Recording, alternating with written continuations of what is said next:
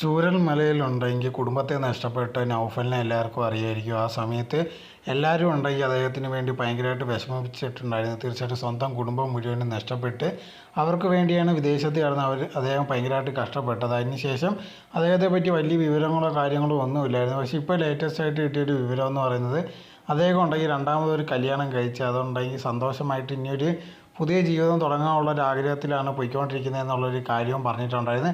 തീർച്ചയായിട്ടും അത് വളരെ സന്തോഷമുള്ളൊരു കാര്യം തന്നെയാണ്. ഫാമിലിയെ നഷ്ടപ്പെട്ടത് തീർച്ചയായിട്ടും അത് മറക്കാൻ പറ്റാത്ത ഒരു കാര്യം കൂടിയാണ്. അങ്ങനെ ഇരിക്കുന്ന സമയത്ത് ഒരാൾ സപ്പോർട്ടും ഒരാൾ കൂടുള്ളതും ഏറ്റവും നല്ലൊരു കാര്യം തന്നെയാണ്. അങ്ങനത്തെ തൻ്റെ മാരേജിനെ പറ്റിയുള്ളൊരു സന്തോഷ വാർത്ത ഇതേ കണക്ക് സോഷ്യൽ മീഡിയയിൽ പങ്കുവച്ചിട്ടുണ്ടായിരുന്നു.